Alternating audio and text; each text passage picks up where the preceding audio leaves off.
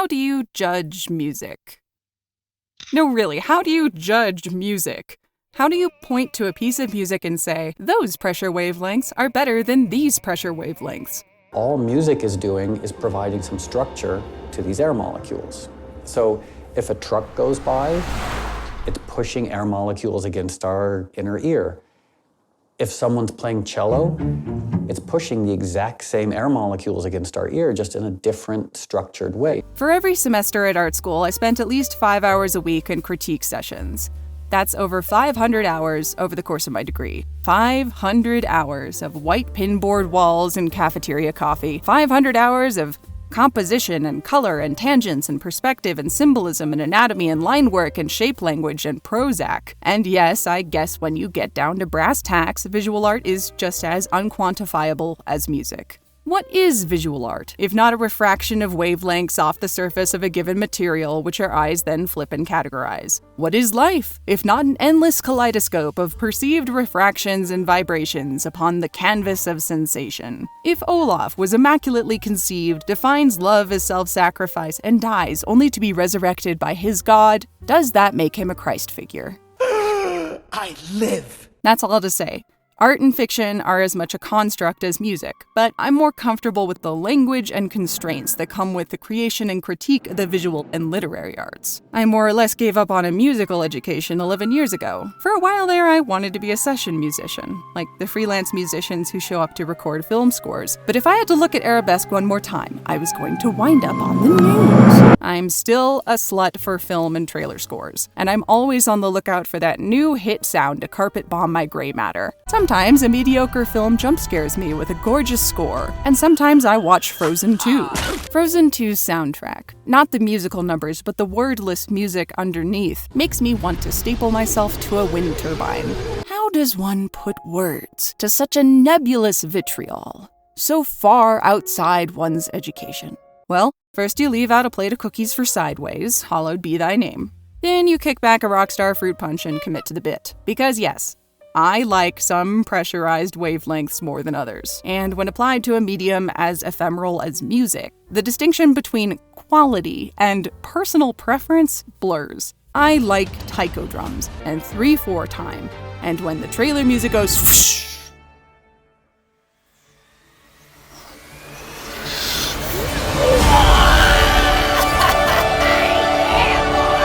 I like epic choirs, solo piano, the ebb and flow of a Thomas Newman score. I like when I hear a sound that makes me go, what the fuck was that? Oh shit, it was wine glasses.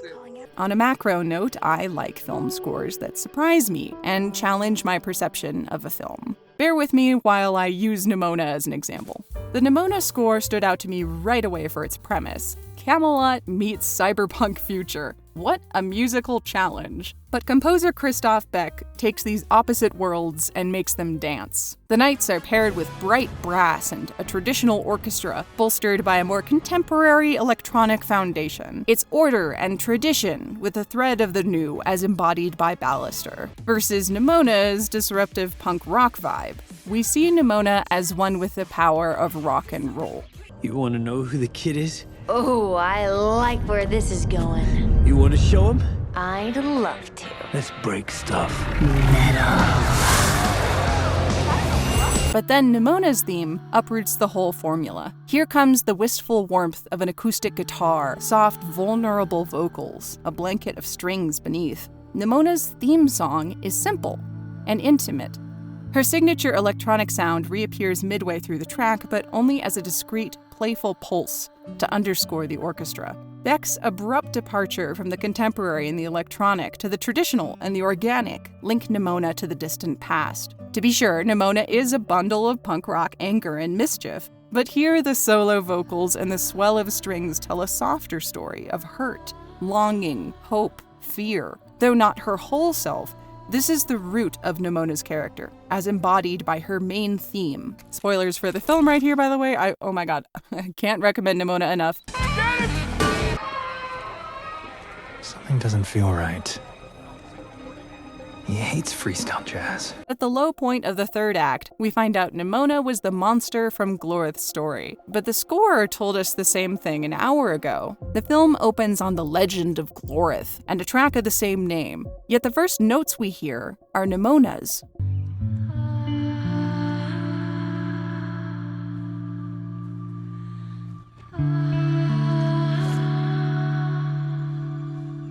A long, long time ago, a kingdom lived in peace.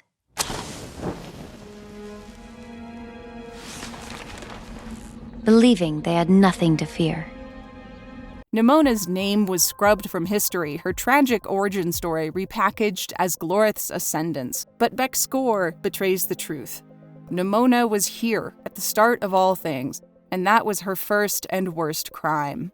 Her existence, as herself, where others could hear. She's not contemporary rock or synth or drums or brass, the same way she's not a whale or an ostrich or a wolf. She's Nimona, and her theme shapeshifts with her.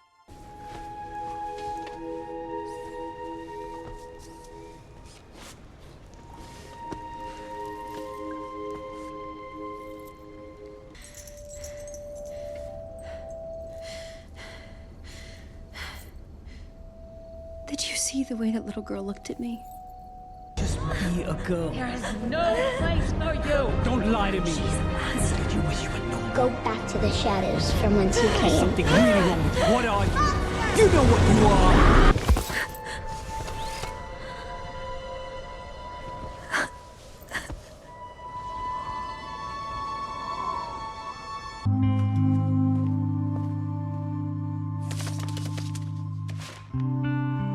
As the score goes on, a subtle distinction emerges. It's not that Ballister equals traditional orchestra and Nimona equals contemporary rock. Maybe not even that Ballister represents the old with a hint of the radical, and Nimona represents the radical with a hint of the old. It's not the type of story to operate under such clear-cut symbology. Rather, I would argue Nimona and Ballister pair well together because, at their core, they both crave the same thing: love and acceptance from a world that sees them as the enemy. That's why, for all their musical differences, Ballister and Nimona's themes come from the same place of softness and tenuous hope. What if they still hate me? No one hates a hero of the realm. They're gonna love you.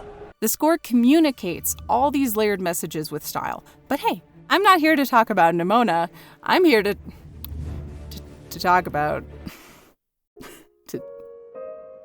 Oh my god, is this an epic trial to curry favor with the elements or our first day at boot camp? Put those fucking snare drums away before I make you eat them! Frozen 2's score is beautiful. It tiptoes, careful not to wake some ancient secret, then explodes in revelatory flashes of brass and chimes, swells with the triumph and despair of its heroes. Plenty of critics, from professional musicians to my fellow novices, adore the Frozen 2 score. And yet, Frozen 1 and 2's musical numbers were produced by Robert and Kristen Anderson Lopez. The score, the wordless background music, was produced by our dear friend Christoph Beck. Over the past month, I've played Beck's score over and over and over at least a dozen times. But even now, as I sit here, gritting my teeth, I can't recall a single theme outside Beck's allusions to the Lopez's musical numbers. All is found, show yourself, the next right thing. The original score vanishes from my mind the moment I close my computer. In contrast, when I went to see Sherlock Holmes 2009, I came out of the theater like... This melody I could tell right away was going to be a beautiful tune played on strings or on a solo oboe or whatever. And in fact, that particular tune, that lullaby, comes back many, many different times in many ways. When would it? Because I'd have to watch again because I didn't notice. But when is it again? When do you hear it? Is catchiness a barometer for quality? Gee, I hope not. Why you don't love me? God is dead.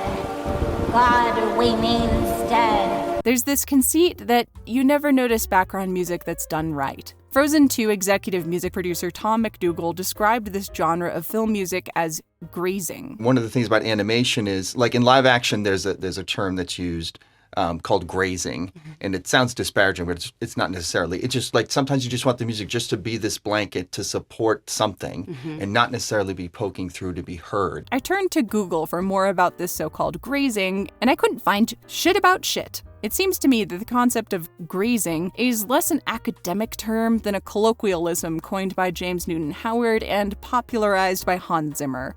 In 2006, Hans told Soundtrack.net, "There are two ways of working on a film score. You can go and sort of map out your theme, if you want to go as far as that, and then just dive into the movie, straight into the first scene, and usually what happens is that you're writing away and thinking, it's all right. It's not great what I'm writing, but it supports the movie and it supports the scene. When I get to the next cut and I have to change tunes or whatever, it will be better. I'll write something better." And then you get to the next bit, and again, you're just grazing, as James Newton Howard says. It serves the film, nobody would turn it down, you're going to get through it, but it has no substance. It has absolutely no emotional, artistic, or intellectual integrity. So goes the Times newspaper report, "Modern film scores are terrible," say composers. Hans Zimmer, who wrote the music for the Hollywood box office hits Gladiator and The Lion King, dismissed the majority of contemporary screen compositions as unmemorable.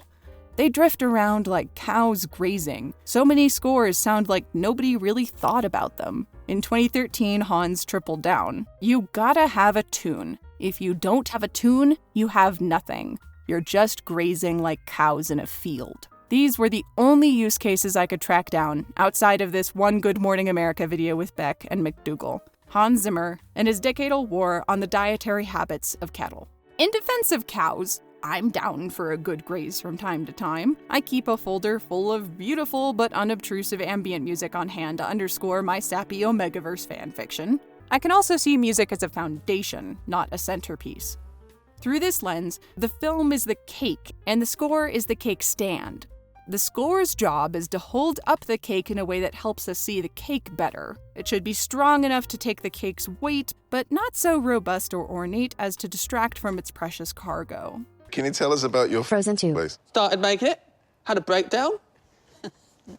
Bon appetit. In his video, The Marvel Symphonic Universe, every frame a painting asks random passerby to sing a piece of music from popular franchises like Star Wars and James Bond. The volunteers are happy to perform each theme right up until every frame asks them to sing any song from any Marvel movie.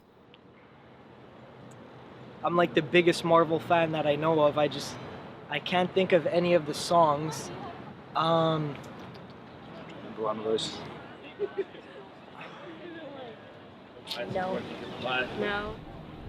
Oh, I should know this, but I don't. Shit. You never notice background music that's done right. This is the drawback of an unnoticeable score. It's unnoticeable. In the words of Every Frame a Painting, this is not bad music. It's just bland and inoffensive. People don't remember safe choices. When film music exists to prop up, but never to add or challenge, we enter this dull echo chamber where the score does nothing but read the film back at us like a bad book report. We've accumulated a kind of Western musical vernacular. Signature sounds work like studio audience prompters to trigger an emotional response. We cheer with brass, cry with solo piano. A tremulous violin tells us to hold our breath. Fast flutes are for childlike whimsy. Staccato strings tell us mischief is afoot. Shorthands, visual or musical, are tools. So they're not, good or bad. What matters to me are the circumstances of their application. I've already described how Beck played around with this associative language to tell us more about Nimona, Ballister, and their world. I don't need a composer to subvert every musical signpost. I threw the rest of the cake too! Welcome to the real world, jackass! But in a sort of paradoxical twist, there are times when I find an unnoticeable score so safe, so literal, so reiterative that it becomes a point of distraction from me and sucks me out of the film. Two of Frozen 2's core themes are memory and self-discovery. Its score is unmemorable, its identity lost to its aggressive ubiquity. To wit, let's play a game! It's time for... Who's that? Frozen track. Guess which music came from Frozen 2?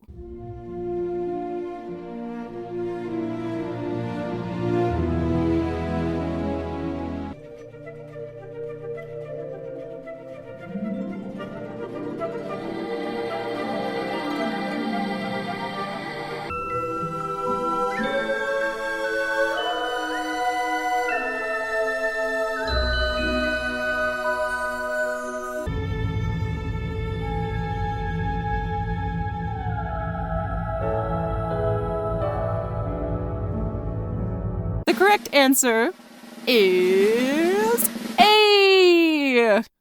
How about these?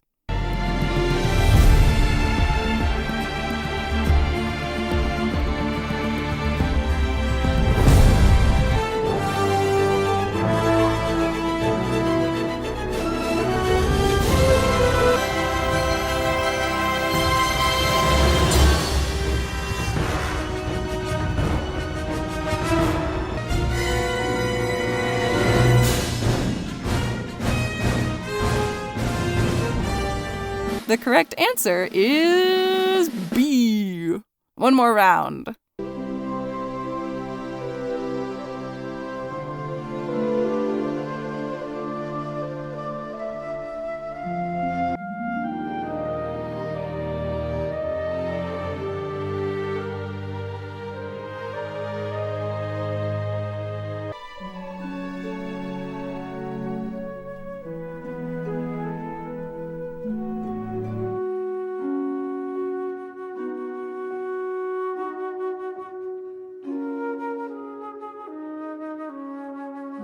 The correct answer is roundabouts, lush medians, a dedicated public transit lane, and a curb-protected bike lane.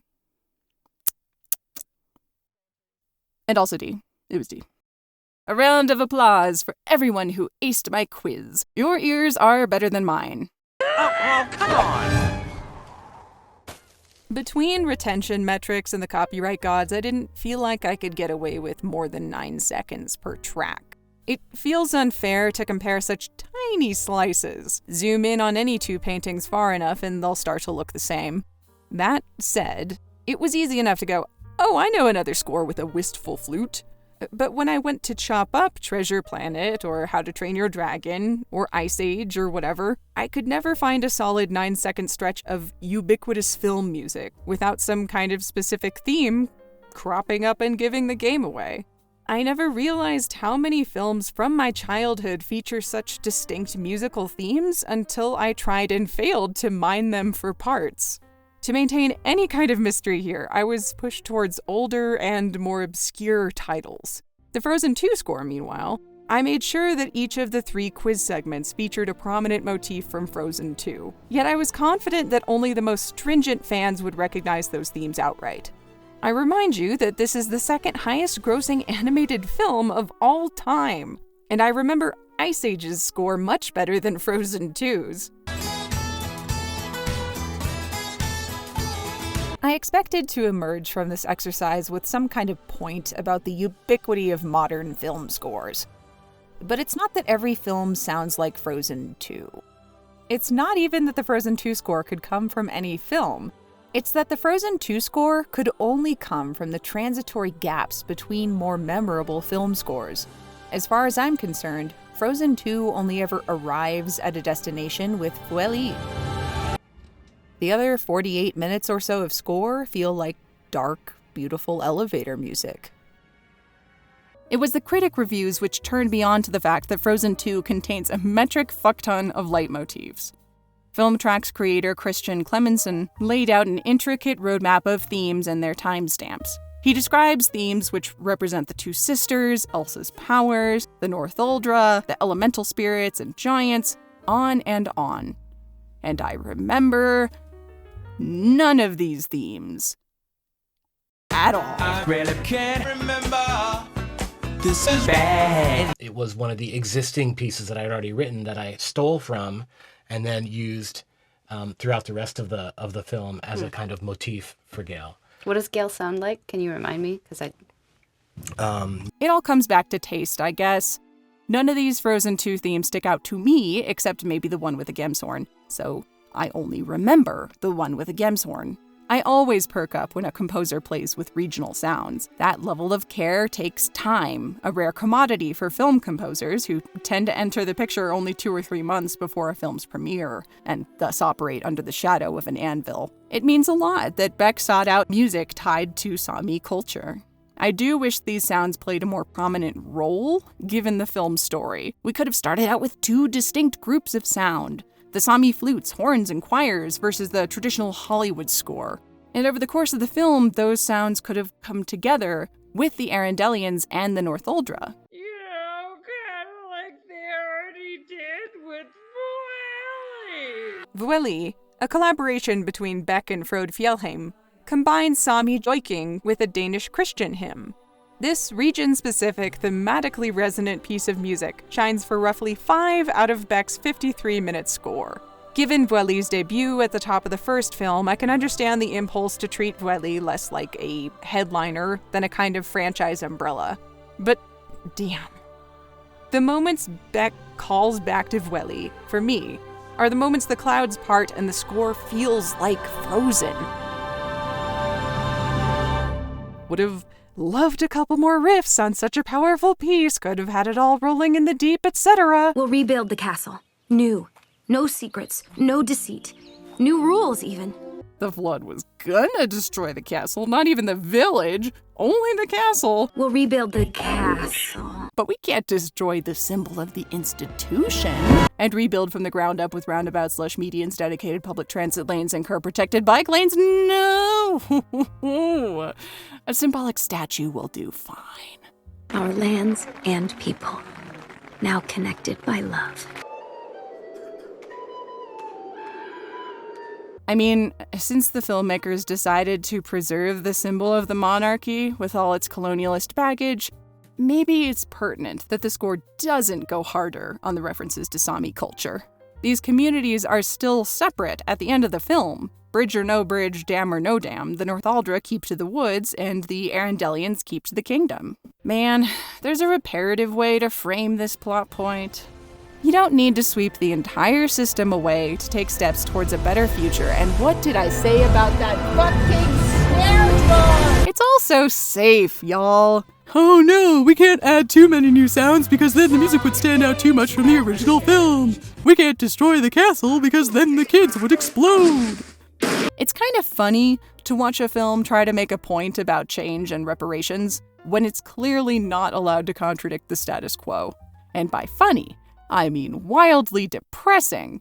I just thought of one thing that's permanent. What's that? Disney. To be fair, if the goal here was an atmospheric support beam with some unobtrusive motifs woven underneath, then sure, the score was a big success. Because that was the goal, right? Right? Right? Sometimes you just want the music just to be this blanket to support something and not necessarily be poking through to be heard. What's a good example in Frozen 2 of that? Well, that's just it. We don't have that in Frozen 2. Oh, I'm sorry. You don't have a blanket. For better or worse, one of the hardest parts of being a score composer is it's a massive part of the creative expression, of course. You know, pick your percentage. It's 20% of the success of the movie is going to lie in how well that's done. 20%. When you account for the hundreds of cogs that make a film tick, 20% starts to look like a big slice of the pie. And when you consider the consequences of a bad score, yeah, I can see Tom's point. Would Star Wars have found such wild success with a score like this?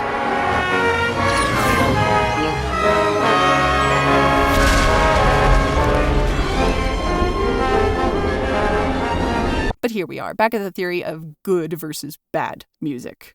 I maintain that mainstream audiences would have struggled with a score like this, but some people would have liked Star Wars even more. There's a certain undeniable appeal to unlistenable music. Here's one of my favorites.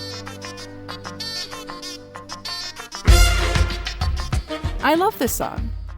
I'm dead serious. If the Frozen 2 score sounded like an auto-tuned Brontosaurus, I guarantee you this video wouldn't exist. I am angry, because here, Tom admits the score wasn't conceived as a blanket.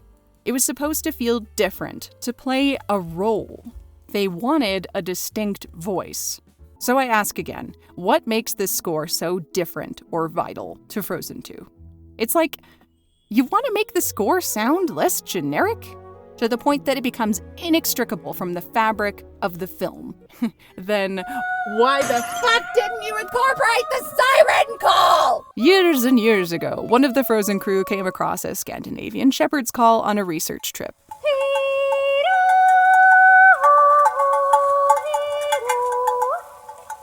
The ancient Kulning call bounces around a valley all the way up to any livestock who've wandered away to graze. The livestock hear this sound and know to return to their farm, pursued by a livid Hans Zimmer. The nature of the shepherd's call makes Elsa a stray sheep. The voice promises what? Answers? Connection? A sense of self? Is the voice a spirit, or Elsa's mom, or even Elsa herself? The shepherd's call, often referred to by Beck as the siren call, propels Frozen 2's plot like a fish on a lure. These 4 notes represent the film's thesis: the call of the unknown, the pursuit of truth, a desire for connection. What composer would pass on such a potent motif? There's your Hans Zimmer tune. There's your connective tissue, your heartbeat. Scatter those notes around the film and the score works like a bridge over the fourth wall. The siren calls to the audience as well as Elsa. We are beckoned away to this fantasy world, transformed from omnipotent bystanders to participants. But Beck's score never references those 4 notes. He borrows the chorus of Into the Unknown one time, but never the siren call. In the words of critic Christian Clemenson, Beck said that only some of the Lopez's songs spoke to him, so those were the ones he used.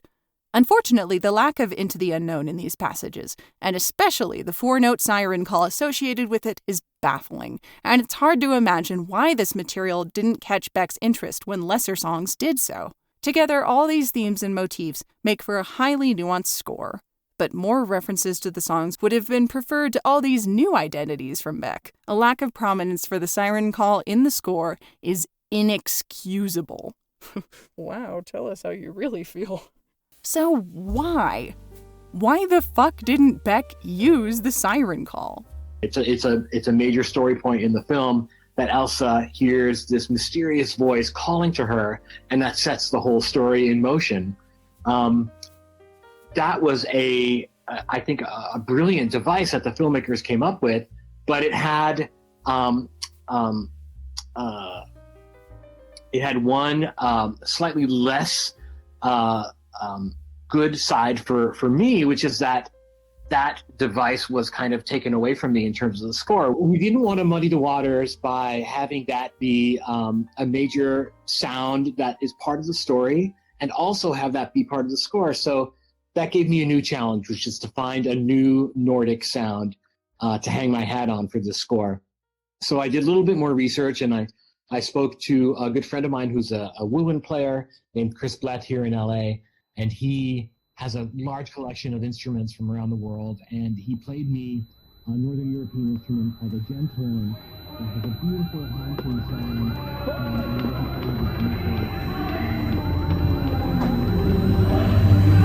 They didn't let him use it.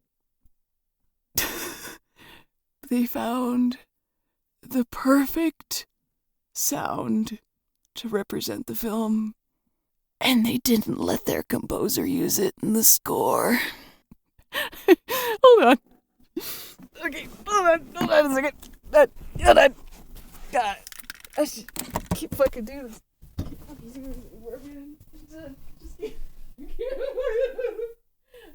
Colorful Waffle Snake is sponsored by... Hey everybody, I published a book. You know what that means? I finally learned how to read. When members of her bunny bird cult start to disappear, Princess Aster will do absolutely nothing. That's right, she'll do absolutely nothing until a small child activates her guilt complex. Join Aster and her friends Carlin the Renegade Bunnybird Thief and Feed the non-binary centipedal sand dog on their epic quest to eviscerate every major biome type. Can Aster rescue the missing bunnybirds before they're eaten by a depression allegory? Is this whole story an analogy for autistic masking? Where am I? How did I get here, and how do I leave? Find out wherever books are sold, or don't. I'll know, but I may not retaliate. For valid at participating locations, void where prohibited. No animals were harmed during the production. Like, okay, fine. I could see how it might confuse the audience to play the exact siren call. The voice that goes... But to not even use the melody? Disney really thought kids would hear a recorder go... and be like, oh my god, did Elsa hear that? Why didn't Elsa react to the doo-doo-doo-doo? Forget about the 5 separate convoluted plot threads or the fact that Elsa can create sentient life. I'm confused about whether this Kulning leitmotif is supposed to be diegetic or non-diegetic. Explain it to me, Tom! Explain it to me like Into the Unknown, the making of Frozen 2, is not a documentary. It's a 4-hour heart attack. Have you seen Jen yet? She's laying down. Hi. Feeling okay? I'm okay. All right. Good. The relationship between the directors, their producer, and Show Yourself was, you know the dog groomer, that girl with the dogs, and her repeat customer, Spicy Mayonnaise, the Persian cat? Hey, buddy. Mayonnaise. It's okay. You're very dramatic. No. Show Yourself was the last scene completed prior to picture lock, only 2 months before the world premiere. But did the last-minute crunch make any difference? Upon Frozen 2's release, I came away from the film with all the same questions as the test screeners. For one, who does the voice belong to? Who was the siren?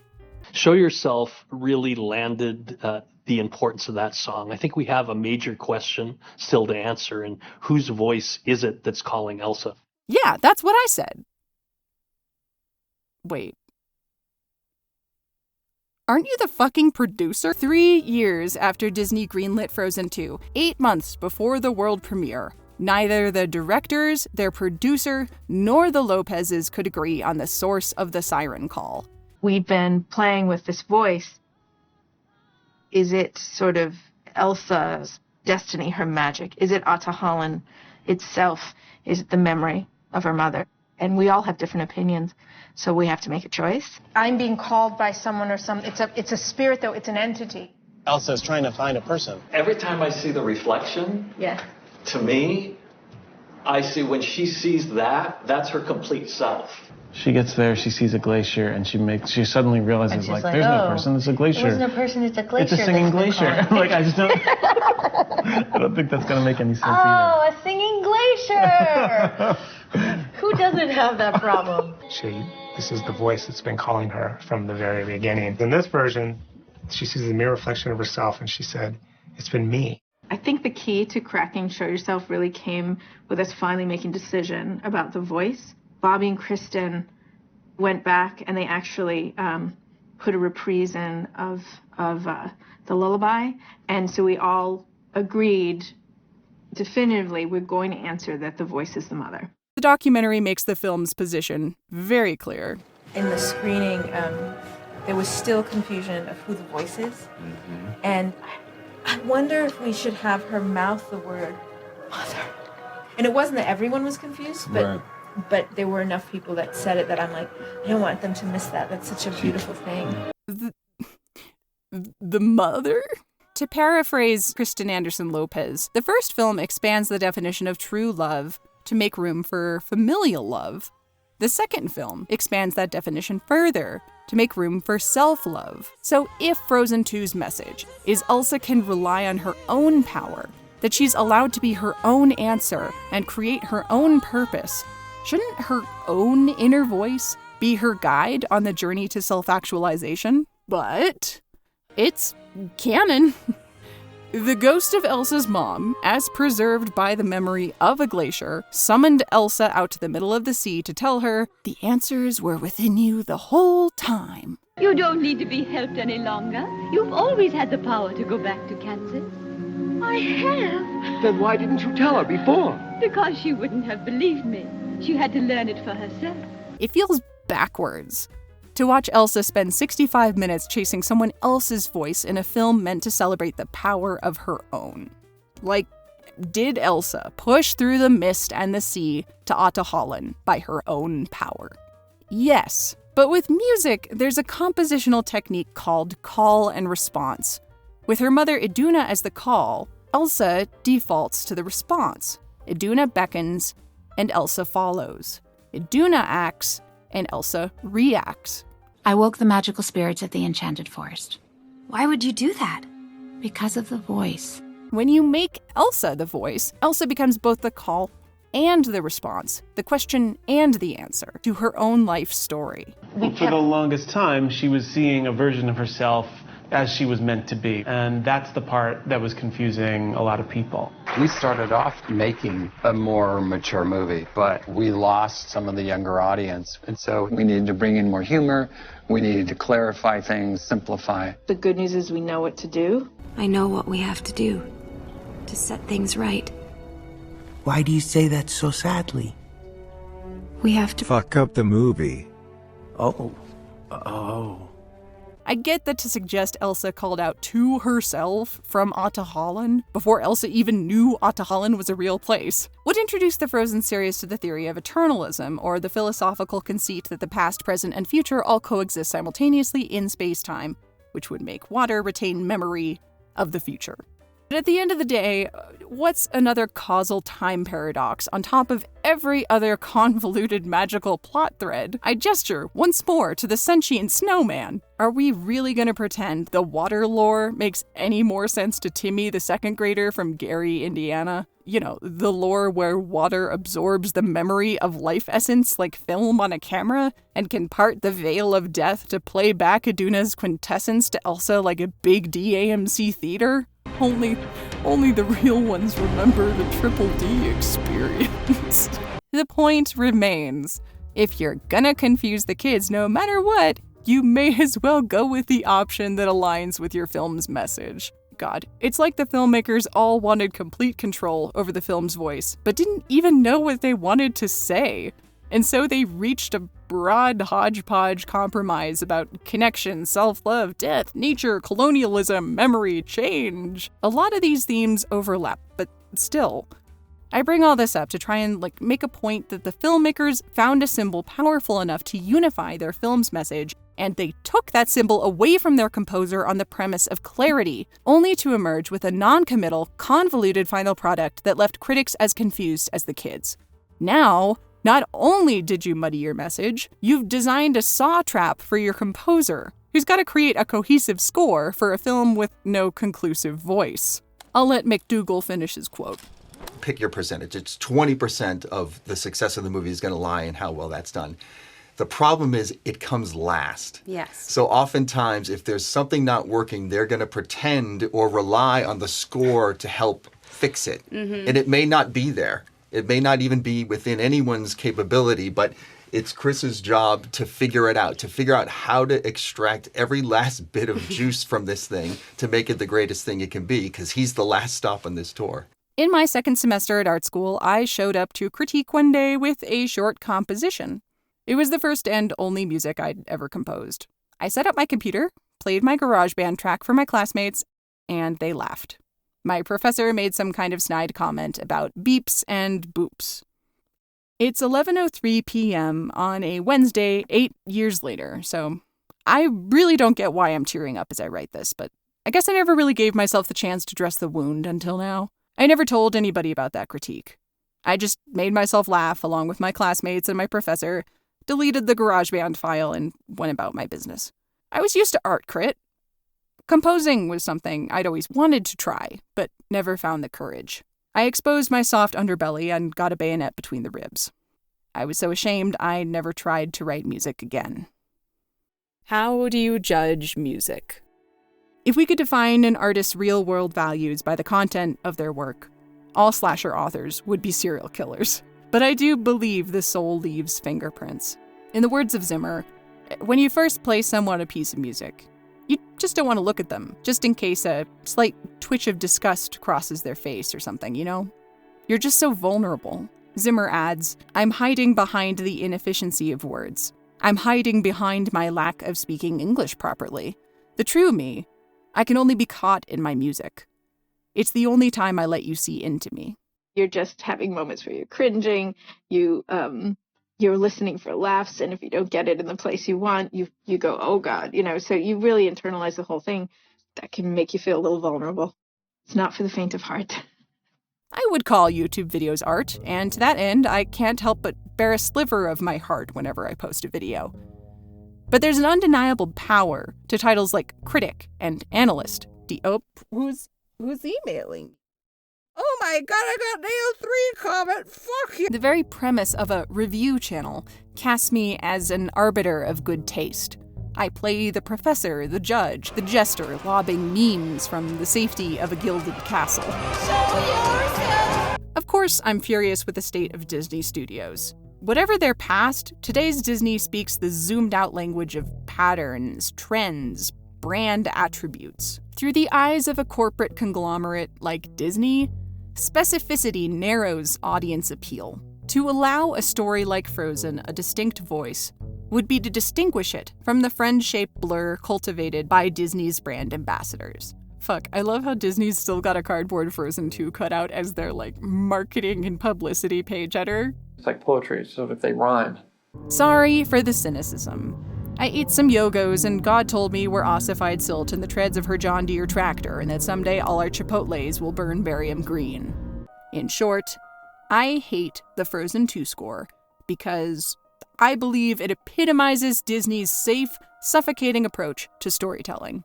In the case of Frozen 2, the film's voice was taken away from its composer and transmogrified from a rich metaphor to a vague hand gesture. Here, Beck's edges were sanded down, his avenues narrowed and hedged, until he emerged with the right-sized peg to fit Disney's ticky-tacky frame. Beck was brought on board as the choreographer, and was more or less relegated to the laces on the dancers' shoes. By most accounts, Beck managed to create a layered and beautiful score within those constraints, so come on, surely there are more egregious examples of this phenomenon for me to smash over my head like an egg. I'm sure that wounded part of me leapt at the chance to exact power over an acclaimed score. Moreover, I'm sure I hate the Frozen 2 score because my hatred lends me this sense of control and safety. You okay there, Olaf? Oh, yeah. We're calling this controlling what you can when things feel out of control. I sometimes find it difficult to justify my existence as both a film critic and a neurotic subjectivist. There are plenty of times when I've hesitated to publish a video, but my fraught relationship with music gives this video an extra contentious tinge. I'm happy to make fun of Disney, and Christoph Beck will never see this video, but I worry someone from my audience will hear the words generic and convoluted and echo chamber and reflect those judgments back onto their own art, their own fiction, their own music. I worry I'll propagate the cycle of discouragement. To that end, I offer a disclaimer. Our nerves and cones and rods and cochlea, our senses, are more or less our only periscope to this thing we call reality. We peer out the glazed window of our bodies and orient our existence through a game of comparison. Us and not us, subject versus object. And we, as we define ourselves as ourselves, are not deities of pure logic. We play host to a colorful ecosystem of hopes, fears, value systems born from patterns of experience. To quote Olaf, "How can I claim to be free of bias when I can only ever comprehend the world through a prism of my own limitations?" I love to share my thought spirals with y'all. I'm forever grateful for the voice you've lent me with your care and attention. But I also like this song. Hey, squad! Everybody say thank you to my wonderful patrons for all their support. They are the reason I can make these videos without sponsors. So all the love, all the good vibes. Special thanks to my top patrons, Achyutha Ananda, Acute Latios, Amy Holschwander, Broomhilda, Ken Bikoy, CW, Fonzie, Jenny Brown, Glowy, Griffin Nerf, Jayet, Mika13, Miranda, Anna Doodles, Rabout, Solhastalitha, and Vera Wild. And I've I've put some Spotify stuff down below of all my favorite scores, because I love to force my favorite music on people. If any of you guys want to share some of your favorite music, feel free to leave a comment. I'm always excited to try out new stuff. See ya, sinners!